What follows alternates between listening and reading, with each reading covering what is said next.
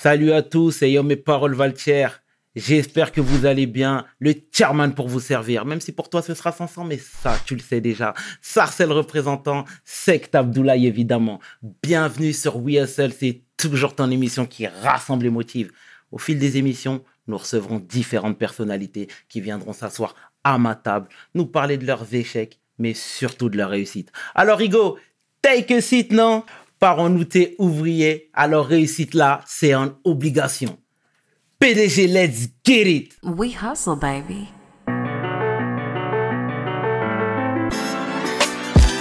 Le chairman. We hustle, baby. Le chairman. We hustle, baby. Le chairman. De retour sur We Hustle et aujourd'hui, je suis honoré de recevoir l'une des journalistes les plus charismatiques du PAF. Auteur-compositeur, songwriter, manager. La grande femme que l'on nomme Karine Guilloc. Take a seat, Ego. Merci, quelle présentation! Merci à toi, merci C'est à toi toi. qui m'honore. Comment tu vas, Karine? Ça va bien. Ça va très bien. Ouais. Déjà, avant tout, c'est un honneur de te recevoir. Ben, merci de m'avoir invité. Quand on a Vraiment, ça lancé me fait ce plaisir. média, j'avais dit aux frères, je sais pas quand, mais il faut qu'on reçoive Karine Guilloc.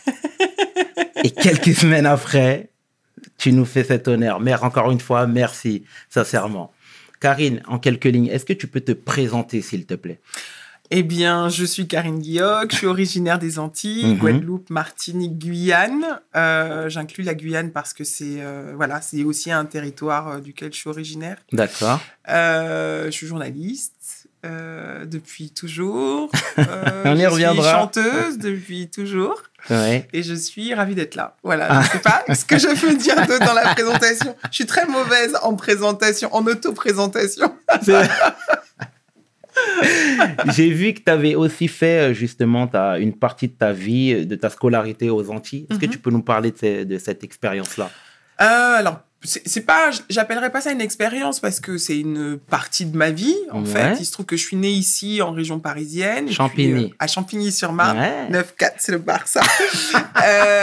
Et puis, mes parents, mon père s'est installé en Guyane D'accord. au début des années 80. Et donc, on est allé le rejoindre avec ma mère. Et en fait, mon histoire, en dehors de la région parisienne, commence au milieu des années 80. Et en effet, on a vécu d'abord en Guyane, on va dire, 86, 87. Enfin, il y a eu pas mal de... Ça a beaucoup bougé entre mes parents, en l'occurrence. Donc, du coup, il y a eu des allers-retours, mais on va dire 85, 86 jusqu'à 92. Donc, j'ai été jusqu'à la 3e en Guyane. C'est pour ça que c'est important pour moi, la Guyane, très important dans ma vie. Et ensuite, j'ai fait mes années lycée en Guadeloupe, en l'occurrence au lycée de Petit-Bourg, au lycée des droits de l'homme. D'accord. Et voilà. Et donc, c'était un vrai contraste, entre guillemets, parce que en Guyane, j'ai découvert un territoire extrêmement cosmopolite et où, en l'occurrence, les couleurs de peau n'avaient pas d'importance. D'accord. Et ça a été extrêmement formateur, épanouissant, très sain pour moi. En tout cas, à l'époque où j'y ai vécu, c'était comme ça et c'était vraiment extraordinaire. Et quand je suis arrivée en Guadeloupe, j'ai découvert, je connaissais la Guadeloupe, j'étais allée en vacances, etc. Mais j'ai découvert l'importance que pouvaient avoir les couleurs de peau. Et on n'était pas tout à fait perçus de la même façon selon la nuance de la peau. La Guyane, c'était aussi tous les possibles, la liberté. C'était Enfin voilà, pour moi, c'était une espèce de territoire incroyable. Avec une flore incroyable et surtout une faune particulièrement inquiétante en ce qui me concerne. Donc, j'ai vécu avec beaucoup de peur de tout ce que je découvrais que je n'avais pas à Champigny ni à Bonneuil-sur-Marne parce que j'ai fait Champigny et Bonneuil avant de partir. D'accord. Non, je suis vraiment du 94. 94. Et voilà, donc c'était une expérience. À la fois, je pense que d'avoir vécu en Outre-mer, ça a été pour moi une chance.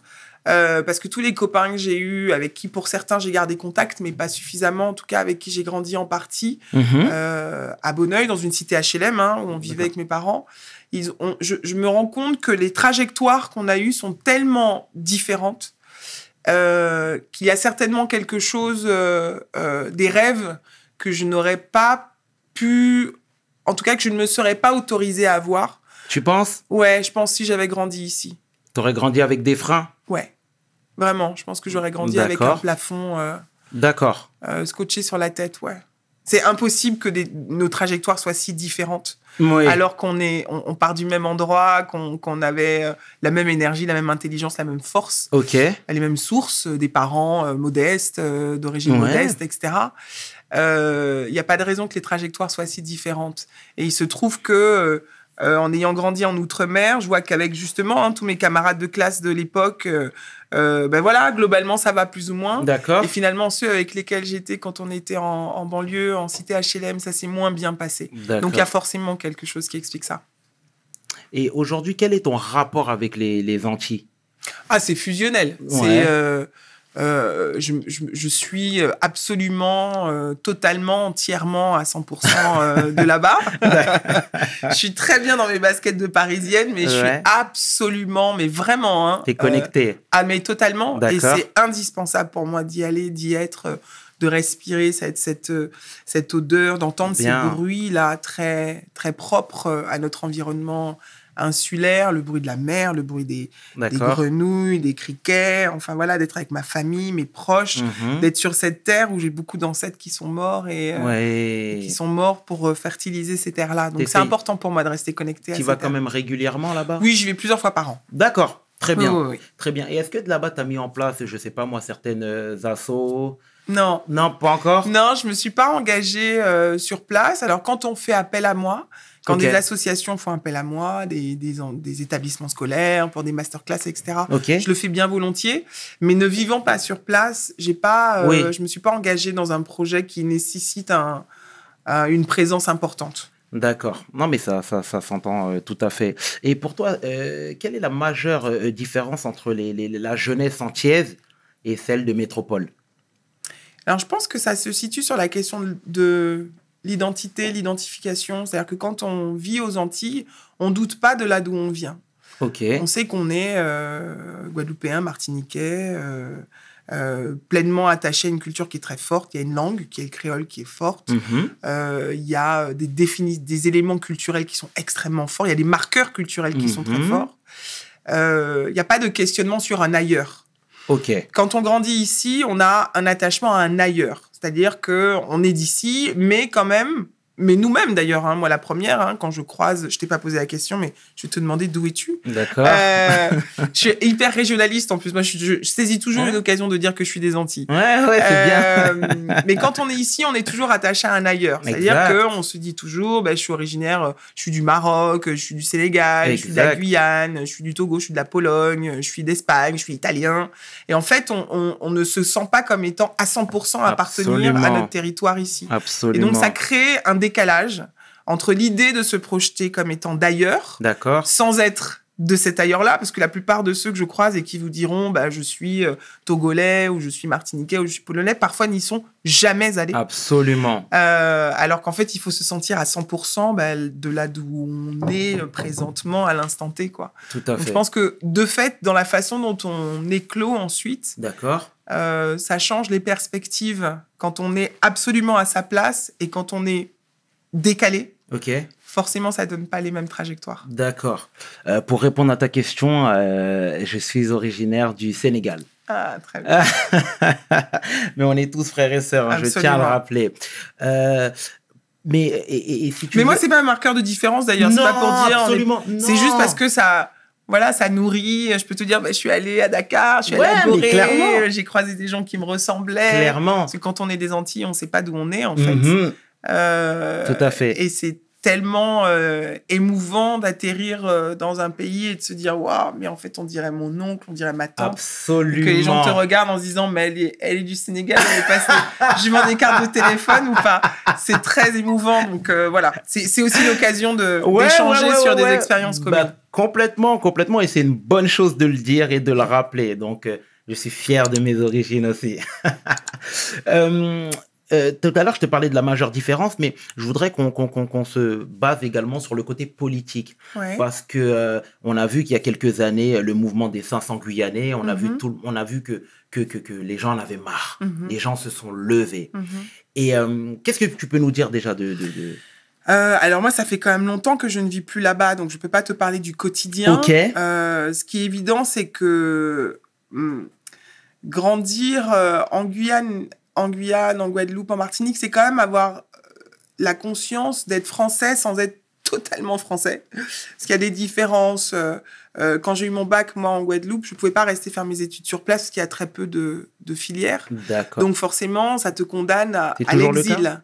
Il y en a plus Oui. aujourd'hui. J'ai eu le bac il y a 20, D'accord. il y a 3 ans. Parce que quand tu dis quand tu as eu le bac, on calcule, on trouve ton âge. Non, mais je plaisante. Hein. Mais non, mais j'ai eu le bac il y a plus de 20 ans. Donc D'accord. forcément, aujourd'hui, Oui. il y a plus de filières et de possibilités. D'accord. Mais à l'époque où moi j'y étais, il y avait extrêmement peu de filières. Et donc forcément, il fallait partir. Et l'exil, c'est pas 1 heure de train. Hein. Oui. L'exil, c'est 8 heures d'avion. Exact. C'était un difficile retour sur place parce que ça nécessitait beaucoup d'argent. C'est ne pas pouvoir forcément avoir accès à... Enfin, je sais pas. En tout cas, en termes de budget et de distance, ça représentait quelque chose de très important. Et donc, il y avait cette différence-là de traitement par rapport aux choses qu'on ne pouvait pas faire. La différence de traitement, par exemple, sur la continuité territoriale, sur le prix des billets d'avion, par exemple, sur le prix des communications téléphoniques. Tout à fait. Il y a tout un tas de choses qui étaient complexes. Et puis, bien sûr, la vie sur place est beaucoup plus chère avec l'octroi de mer, avec... Enfin, voilà. Absolument. Donc, le ras-le-bol de la population, qu'elle soit guyanaise, il y a eu le LKP hein, il y a en 2009. Absolument. Idem en Martinique, il y a eu aussi le collectif en 2009. Je comprends, moi, je l'ai aussi, c'est un quotidien que j'ai partagé et que je connais. Les coupures d'électricité, les coupures d'eau. En ce moment, il y a un vrai problème sur l'eau, en Guadeloupe en particulier. Il y a un problème avec les hôpitaux. On a un hôpital qui est dans un état catastrophique. D'accord. Un nouvel hôpital qui n'est pas terminé. Ok. Voilà, donc on est quand même sur des situations qui sont très fragiles et assez précaires. Et je peux comprendre la colère d'une Le partie de la ras-le-bol. population, oui, qui ne se sent pas, qui n'a pas le sentiment qu'on prend soin d'elle. D'accord. Qui se sent délaissé, tout simplement. C'est ça. D'accord. Et aujourd'hui, tu penses qu'il y a du mieux quand même, toi qui vas régulièrement en Guadeloupe, tu viens de Oui, citer, alors, mais la colère, elle n'a pas changé. On D'accord. parle du mouvement en Guyane, c'était il y a 2 ans, je crois, 2010. Non, c'était il y a plus 3 ans, longtemps. 2017. Mhm. C'était 2016-2017. Il y a toujours une colère qui gronde. De toute façon, tant qu'on n'aura pas une égalité absolue de traitement, C'est ça. même socialement, la situation est complexe. Les perspectives ne sont pas... elles sont pas optimales pour les gens qui sont de là-bas et qui restent là-bas. Donc, Exact. il y a beaucoup de problématiques qu'il faut régler. D'accord. Mais éternel optimiste, nous sommes donc... on espère que justement ça va bouger. Ces choses ont permis déjà de faire bouger les choses, quoi. Donc aujourd'hui, je te disais tout à l'heure en intro, tu es journaliste également. Est-ce que c'est... Et aujourd'hui, tu es la fierté des nôtres. C'est gentil. Ouais, mais je te le dis. T'es la fierté des Non, nôtres. je ris, j'explique parce que t'es tellement bienveillant, il y a quelque chose qui est tellement solaire chez toi que je suis très touchée de recevoir cette énergie. Et du coup, voilà, je te regarde comme une grande sœur. Comme une te grande regarde, sœur, je suis très- exactement. voilà, Ah, je bah, suis ça me touchée touche. par Ça me- ton love, ça me- par ton love, donc je te le dis. Ça me touche énormément, Karine. Donc voilà, je te disais, est-ce que c'est pas trop dur le devoir d'exemplarité? Parce qu'aujourd'hui, si tu veux, nous, dans nos banlieues, hein, je sais pas si tu as l'occasion de venir, mais voilà, nos petites sœurs veulent être des Karine Guilloc. Super, je suis ravie. Tu vois, donc Mais- est-ce que c'est pas une casquette qui est trop lourde à Non, porter parce pour que toi? je la porte pas, en fait. Moi, je D'accord. fais mon taf. Ok, Voilà, moi, j'ai toujours... C'est un métier que j'ai découvert très jeune. Ouais. C'est une vocation qui s'est exprimée très jeune. Et il se trouve que je me suis frayé un chemin. J'ai eu la chance de faire des rencontres absolument décisives, que des gens me fassent confiance, que des gens me poussent, m'encouragent. Jusqu'à ce que je fais aujourd'hui là, jusqu'à présenter un JT sur une chaîne nationale. absolument. Mais moi, je me prends pas du tout cette espèce de responsabilité D'accord. d'être un exemple. Je suis l'incarnation d'un parcours possible. Ok, Je ne me pose pas du tout comme un exemple. C'est une charge que personne ne m'a donnée. c'est bien de le dire. Personne ne m'a rien demandé. Absolument. Et surtout, je trouve que c'est de l'ordre de la vanité, en fait.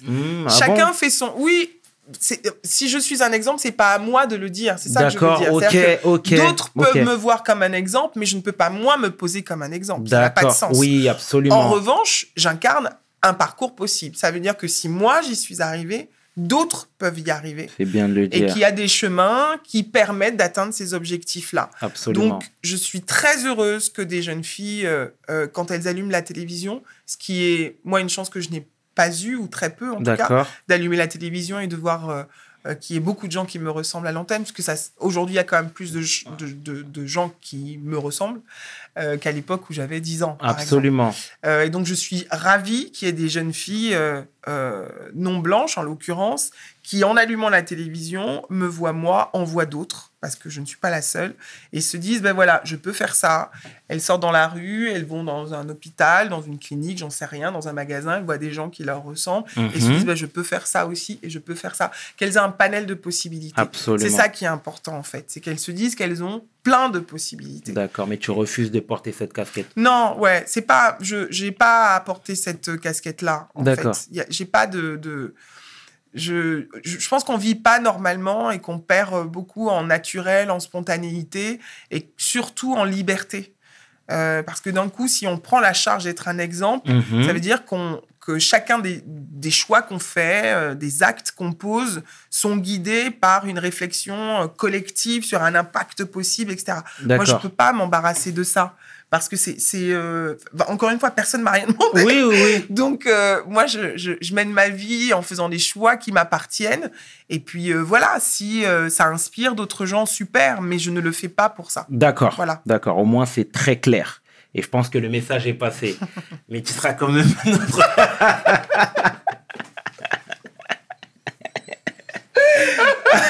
Oui, mais, enfin... Voilà, Ouais, je suis très touchée, vraiment, et très honorée d'incarner un exemple. Mais en tout cas, c'est une responsabilité. J'entends que je ce ne que prends tu pas. dis. J'entends ce que tu dis. Et d'ailleurs, c'est très juste. Et c'est marrant parce que Juliette Fiévet disait la même chose il y a quelques semaines, que je salue d'ailleurs. Je fais de gros bisous. C'est ma sœur, Juliette. Ouais, chaud. Il paraît. C'est ma famille. Et justement, on parlait également de diversité aujourd'hui dans les médias. Quel est ton regard par rapport à ça? Parce que tu travaillais chez M6 et aujourd'hui, tu es présente. Il y a également Karine Le Marchand. Il y a Sonia Roland qui travaille, je sais pas. Elle a fait des séries. Elle a fait des séries. Elle est comédienne, Sonia. Léa Parker. Léa Parker. Pardon, autant pour moi, Miss Sonia. Donc, déjà, c'est une bonne chose, ça.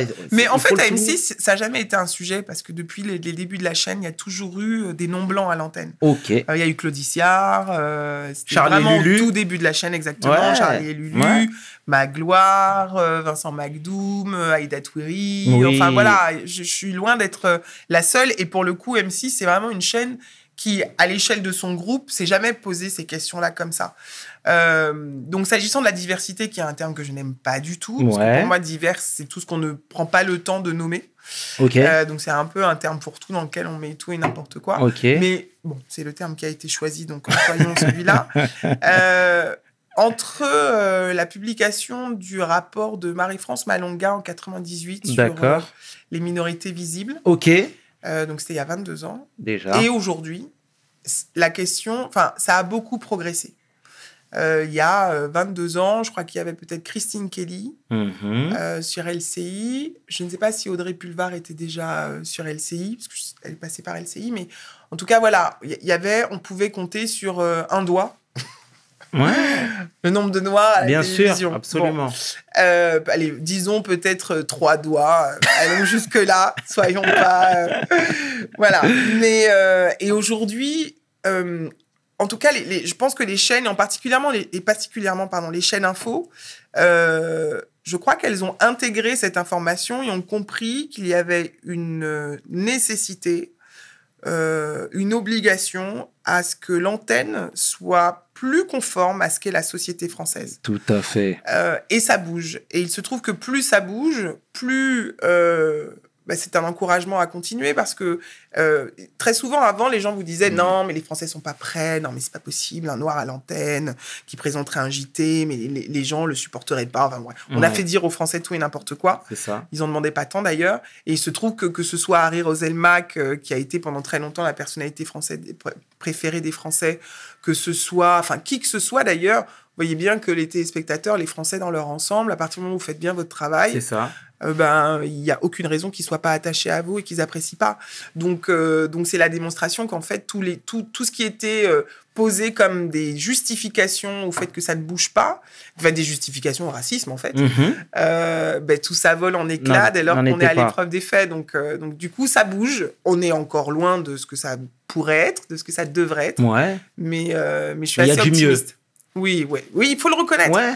On peut pas faire comme si ça n'existait pas. Il faut le reconnaître. Il y a vraiment du mieux. D'accord. Karine, toi, tu es également une autodidacte. C'est vrai. Ouais, c'est vrai, c'est tout à fait vrai. Tu es journaliste, mais tu n'as pas eu de formation journalistique.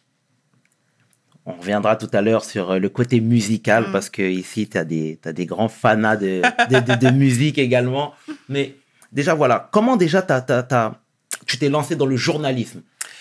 En fait, c'est vrai que je suis autodidacte. C'est vrai. Voilà, ça c'est dit. Ouais. Non, mais en fait, j'ai commencé à 13 ans, quand j'étais en Guyane, justement, au collège, avec des camarades de classe. On était en 5e ou 4e. D'accord. On avait eu l'idée de créer un magazine, justement, pour témoigner du cosmopolitisme de la Guyane que nous, on connaissait et qu'on expérimentait. D'accord. Et on voulait l'appeler Métissage, je crois, de mémoire. Et évidemment, personne n'avait voulu nous financer. En revanche, France Guyane, le quotidien de là-bas, avait entendu parler de notre initiative et nous avait proposé une page hebdomadaire pour qu'on se fasse la main. Ok. Et j'ai écrit comme ça mes premiers articles. D'accord. J'avais donc 13 ans et je n'ai pas arrêté depuis. Je n'ai jamais arrêté. Ok. Et donc, j'ai fait plein d'interviews quand j'étais... c'était aussi le travail dépasser sa timidité. Absolument. Aller au-devant des artistes. Il se trouve que j'avais une chronique culturelle. Quand ensuite on est arrivé en Guadeloupe, je participais très régulièrement à un forum jeune sur RFO Radio. Ok. Sur toutes les problématiques des lycéens, D'accord. etc. Donc là, c'était une autre façon de pratiquer, en tout cas d'explorer ce métier-là. Ok. Mais je ne savais pas encore à ce moment-là que ça s'appelait journaliste et que je voulais être journaliste. Et puis quand je suis arrivée ici à Paris après le bac, j'ai fait une prépa, etc. Et je me suis assez vite retrouvée sur Tropic FM, qui était pas loin d'ici. Sur Tropic FM, où pareil, c'était une émission autour des jeunes, c'était une libre antenne, etc. Et ça a été la continuité de choses que j'avais explorées. Je me suis retrouvée à être abordée par le directeur de publication d'un magazine qui m'a demandé d'être rédactrice en chef et de repenser le projet de son magazine. Ça s'appelait Cocktail Magazine, c'était un mensuel qui était vendu en kiosque, 80 pages, NMPP, etc. Et j'avais 18-19 ans à ce moment-là. Je faisais des études de philo, j'avais choisi de faire des études de philo, je faisais une fac de philo. Très bien. Et parallèlement, donc, je bossais sur ce magazine-là et je me suis rendu compte de l'immense plaisir que ça me procurait. J'ai pu mesurer à quel point est-ce que j'avais besoin de raconter les histoires des autres, que j'avais besoin d'écouter, que j'avais besoin de transmettre. D'accord. Tu as été songwriter aussi. Et ça, c'est une casquette que les gens ne connaissent pas. Tout à l'heure, tu disais que tu ne peux pas porter de casquette. Mais là, c'est une casquette qu'il faut assumer. Oui, je le suis toujours. T'es songwriter. Ok, aujourd'hui encore? Ouais. T'écris pour qui, là, aujourd'hui? Alors, j'écris pour... alors, je suis songwriter pour moi-même. Oui, je travaille sur mes propres chansons. Oui. Mais non, récemment, ça fait longtemps que j'ai pas écrit pour un artiste. La dernière fois que j'ai écrit pour quelqu'un, c'était quand? C'était Dominique Panol. Ça remonte. D'accord. Non, effectivement, ça fait un moment que j'ai pas écrit pour quelqu'un. Ouais, d'accord. Effectivement. Mais j'ai appris aussi que tu avais écrit pour Saya. Ouais. La chanteuse Saya. Ouais, comment s'est passée la collaboration? Saya, je l'ai rencontrée par ma manageuse de l'époque qui s'appelle toujours et que j'adore, que j'aime d'amour, la Gazelle, la Zelga. Ok. Qui est une personnalité, c'est vraiment une figure extrêmement connue dans la musique. D'accord. Elle est manageuse de Youssou N'Dour, manageuse de Mokobé. D'accord. Une très grande dame, la Gazelle. D'accord. Je lui fais de gros bisous, si elle nous regarde. Et le message est passé. Voilà, et la Gazelle était manageuse aussi de Saya et elle nous a connectés. D'accord. Et on s'est rencontrés. Enfin voilà, le courant est super bien passé. Ça a été une très belle aventure d'écrire avec Saya et pour Saya d'ailleurs, c'était chouette. D'accord, mais du coup on l'entend plus, elle a arrêté? Non, je sais pas. J'ai de temps en temps de ses nouvelles. Je pense que de toute façon les carrières dans la musique sont parfois comment je pourrais dire ça? Chacun prend un peu son chemin. C'est ça. Je pense qu'aujourd'hui, elle s'en est éloignée. Peut-être qu'elle y reviendra. Je ne sais pas trop quelles sont ses projections. Mais ça peut être compliqué de mener une carrière in a row dans la musique. Exactement, Quoi. Donc, exactement. Ouais, en tout cas, c'est quelqu'un qui a beaucoup de talent. Oui, tout à fait, tout à fait. C'était il y a longtemps. Ouais, je me souviens d'un c'est il y a morceau avec quelques années. Passy Tout à que fait. j'ai beaucoup aimé. Mon côté sarcellois, c'est pour C'est ça que je bien. dis Passy. On aime pas si, on aime pas si, on aime pas si. Mais je veux dire, t'es une acharnée de travail parce que t'étais également manageuse. Oui, j'ai été manageuse, ça m'a fait rire. Je me suis dit, comment il sait que j'étais Ouais, manageuse? mais attends, ça c'est mon côté. Tu vois. Ouais, j'ai managé 2 artistes antillaises. Ouais, J'ai managé Joël Ursule.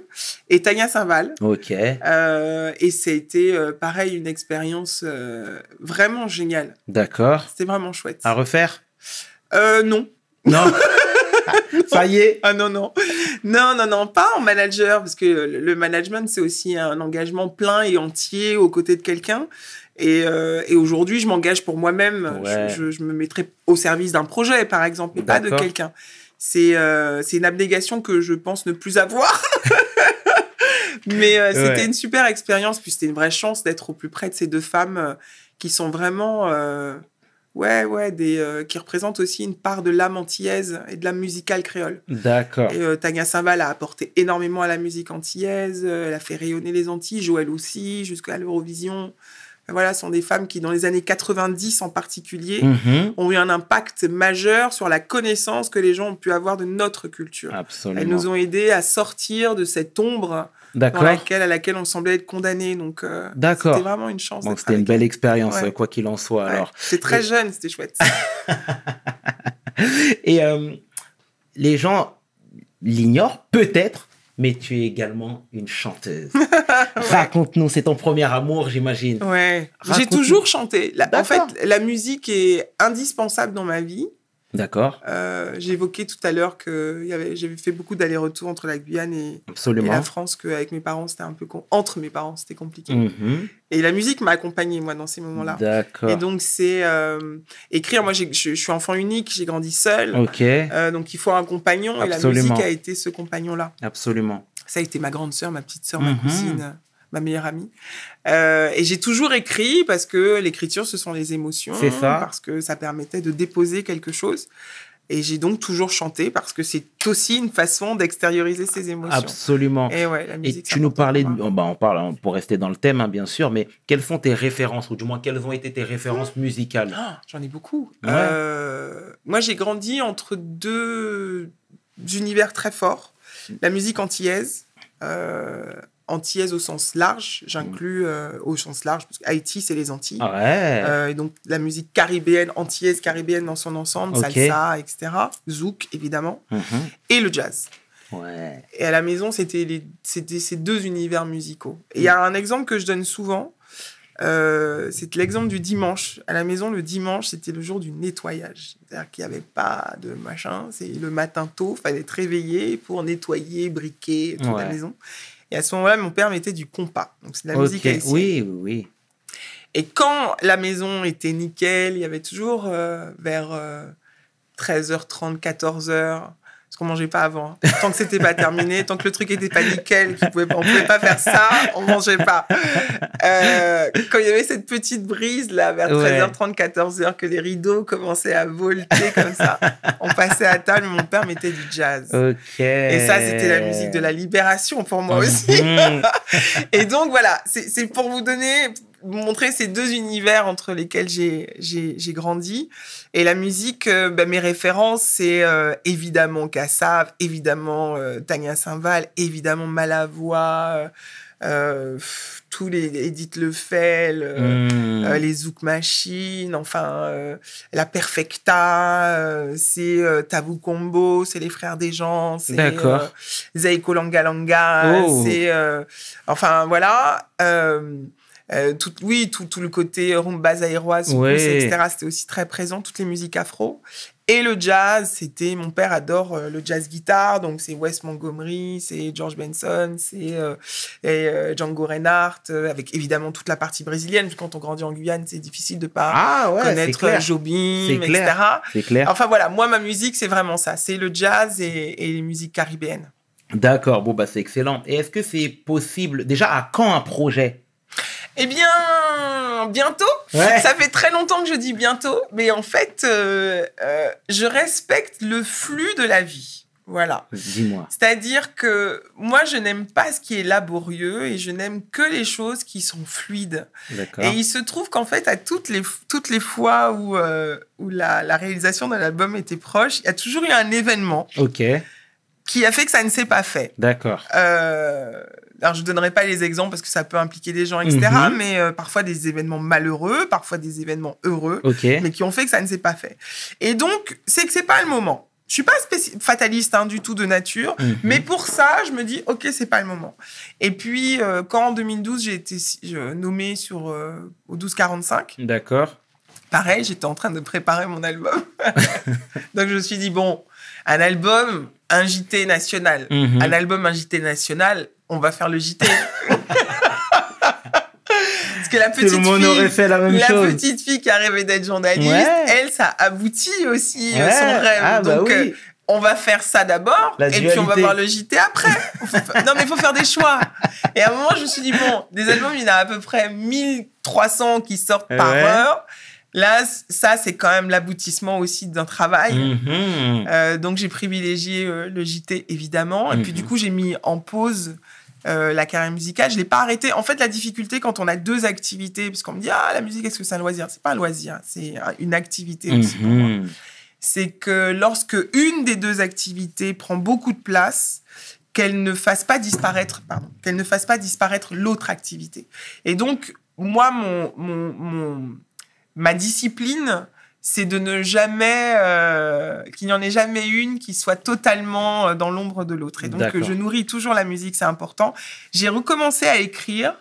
J'ai repris des concerts il y a 3-4 ans D'accord. en jazz, ce que je ne faisais pas avant, parce que mon arrivée dans le jazz... En fait, le jazz, depuis très longtemps, les musiciens avec lesquels je travaille, que ce soit Dominique Fillon, que ce soit Jean-Philippe Dary, Dominique Bernier, enfin, je pourrais pas tous les citer parce que j'ai eu la chance de bosser avec beaucoup, beaucoup de super journalistes. Voilà. Tu vois, la dualité. C'est rien. De super... qui seraient sans doute de super journalistes. De super musiciens. J'ai vraiment eu cette chance. Thierry Fanfan, Jean-Philippe Fanfan aussi. Enfin, vraiment, il y en a beaucoup. Im Jok. Ça a été dur de me dire, mais pourquoi tu fais pas du jazz? Tu as une voix de jazz. Et moi, j'ai grandi effectivement dans le jazz. Mais j'ai tellement grandi dans le jazz que mon père joue du jazz. J'ai un oncle qui est guitariste de jazz en Guadeloupe. Pour moi, le jazz, c'est l'excellence. D'accord. Et donc, je me disais, mais t'es excellente de rien du tout. Qu'est-ce que tu vas aller te mettre dans une galère, un bourbier du jazz, alors que t'as pas ce niveau-là. Et en fait, avec les années, j'ai gagné en simplicité. D'accord. C'est-à-dire en compréhension que la musique, c'est du plaisir et qu'il faut faire les choses parce qu'on les sent et pas pour être parfait ou excellent. Absolument. Il faut juste se faire plaisir. Et en effet, il y a 3-4 ans, quand l'évidence de mon besoin de musique s'est posée, le jazz est arrivé avec en disant, mais... Des trucs qu'il m'a fait comme ça, il m'a fait... Mais... Voilà, Ouais, on ouais, est là, ben voilà. Ça s'est passé comme ça. Et en l'occurrence, avec Mario Canonge, qui est l'un des plus grands pianistes de jazz français qui soit, et qui m'a fait... je l'aime d'amour, Mario, il le sait, mais je profite pour le dire encore. Qui m'a dit, OK, il m'avait vu chanter il y a quelques années, c'était lors d'un concert au New Morning. OK. Et il m'a dit, non, mais toi, il faut juste que tu reprennes la pratique. Donc, on est en résidence au Baiser Salé avec Michel Zenino, qui est contrebassiste, super contrebassiste. Viens, mercredi prochain, on fait une date, viens. Et là, je me suis dit, je vais chanter dans une semaine. Mais ça fait longtemps que je n'ai pas chanté. En plus du jazz. Et évidemment, sans répétition, parce que sinon, c'est pas drôle. Ah ouais. Surtout qu'en jazz, il y a énormément de codes. Donc voilà, j'ai vraiment appris en exerçant. OK. Et j'ai repris la composition à proprement parler depuis quelques mois. Et donc, voilà. Donc, je travaille sur mon projet. Bon, bah, c'est excellent. Mais on attend le projet, de toute façon. Moi, de toute façon, je le dis. Mais le jazz, on a le temps. Caméra. On a le temps, le jazz. Ouais, c'est vrai. Non, mais ça viendra peut-être plus vite que dans longtemps. Mais, ouais, mais bon, c'est pas... mais on a le temps. T'es une femme trop bookée aussi. Non, mais je trouve, franchement, je m'astreins à trouver du temps. OK. à poser les choses parce que c'est important pour moi, parce que c'est une respiration, parce qu'en plus, avec les temps dans lesquels on vit, C'est clair. sont tellement pesants que j'ai besoin de cette soupape-là. Absolument, de décompression. absolument. Non, c'est excellent, c'est excellent, c'est excellent. Ah, mais quel punch! Tu nous fais du bien, en tout cas. C'est gentil. Ah là là là là là là. Donc, à côté de toutes ces casquettes-là, tu es également marraine d'une asso qui lutte contre les personnes atteintes de drépanocytose. Est-ce que tu peux nous parler de ça? Parce que finalement, c'est un petit peu une maladie qui est méconnue ici. Et voilà, j'ai un peu fouiné sur ton compte Insta pour être franc avec toi. Et voilà, je voudrais tout simplement que tu nous donnes plus de détails. Qu'est-ce qui t'a motivé à justement foncer dans ce combat? Mais la drépanocytose, en fait, c'est une maladie qu'on connaît tous dès lors qu'on vit au sud de l'hémisphère sud. Ouais.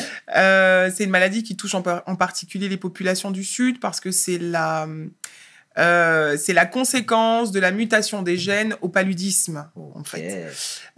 Et donc, c'est une maladie qui touche en priorité les territoires où il y a le palu et donc où il y a des moustiques et donc plutôt les zones tropicales. Et c'est l'une, si ce n'est la première maladie génétique au monde. Elle touche, j'oublie le chiffre, mais je ne pense pas me tromper en disant 50 millions de personnes dans le monde. Et c'est une maladie qu'on connaît très peu, justement parce qu'elle touche les populations du Sud. C'est ça, exact. Et donc, ayant dans mon environnement, dans ma famille, des gens qui sont drépanocytaires que j'ai vu souffrir terriblement de cette maladie qui provoque des douleurs articulaires monstrueuses. Il y a des crises de drépa. C'est une maladie mortelle. Hein. Oui. Ma mère a perdu une de ses élèves de 8 ans, Noémie, paix à son âme. La petite Nono, qui est morte justement des suites d'une crise de drépa. Et donc, quand Génie Hippocrate m'a approchée pour être marraine de son asso, il y a des marraines et des parrains tous les ans différents, mais donc c'était il y a quelques années, évidemment, que je ne pouvais pas ne pas accepter, parce que c'est important d'informer sur cette maladie.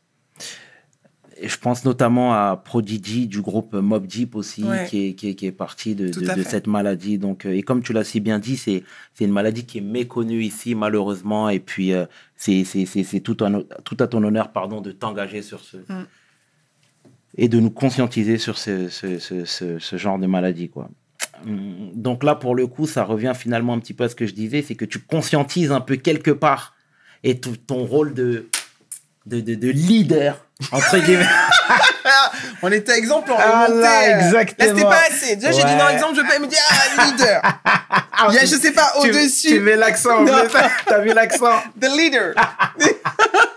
Donc voilà, est-ce que pour toi, c'est un devoir de conscientiser quand t'es une personnalité, en fait? En tout cas, c'est un devoir de s'engager sur des causes, pour des causes qui me touchent, bien sûr, parce que j'ai conscience évidemment d'avoir une notoriété et de pouvoir apporter cette notoriété et de permettre à ce qu'il y ait un gros plan qui soit fait sur une cause ou une association, etc. Donc ça, bien sûr, moi, je me mets à la disposition des associations et de toutes les causes qui me touchent, parce que pour moi, une cause doit être... quand on s'engage, il faut qu'on soit sincère. Donc évidemment, c'est important de pouvoir que ça me parle totalement. Et ça, je me mets, bien sûr, à cette disposition-là. Et puis moi, je suis très consciente de là d'où je viens. C'est ce que je disais tout à l'heure.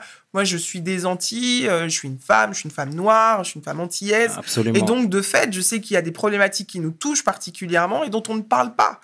Et donc, voilà, si je dois avoir des engagements, c'est important aussi que je puisse être à la disposition de ceux qui me ressemblent et qui ont des messages à faire passer et qu'on n'entend pas suffisamment. Tout à fait, tout à fait. Wow, c'est bien de le dire, Madame Karine, c'est excellent.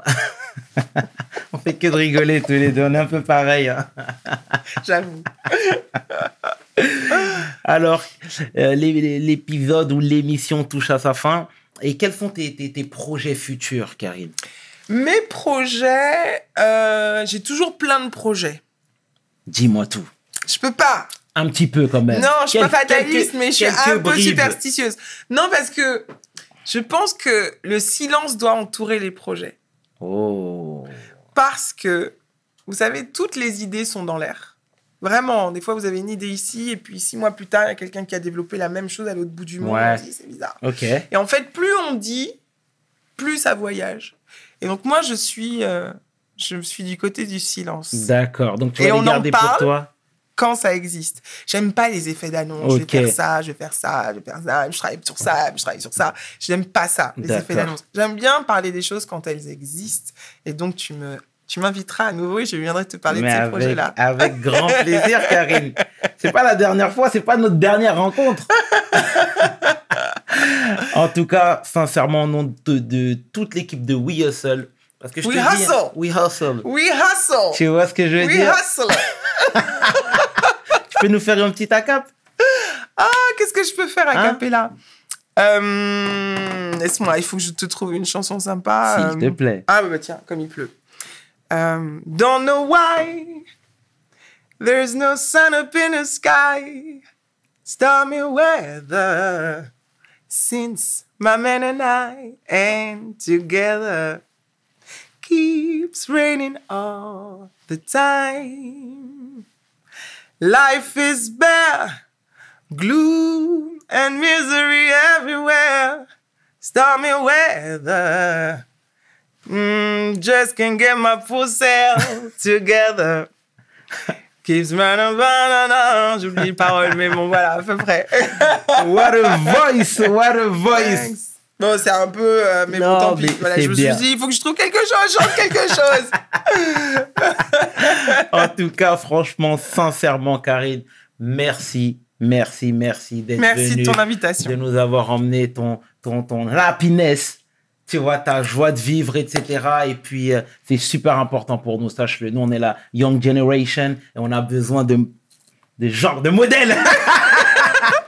Merci de ton invitation. Et c'est vrai que j'imagine que pour tous ceux qui regardent tes entretiens, ça transparaît, mais je te renvoie ça aussi. Merci pour ta happiness, merci pour ta belle énergie, merci pour ce sourire solaire et ton Merci. accueil et Ah ton là là. enthousiasme et ta spontanéité. Merci. C'est vraiment très, très précieux. Il faut Ah, préserver et nourrir ça. C'est gentil. Merci Voilà. à toi. C'était le Chairman avec Karine Guillaume. Mes paroles valent cher. Peace. We hustle, baby.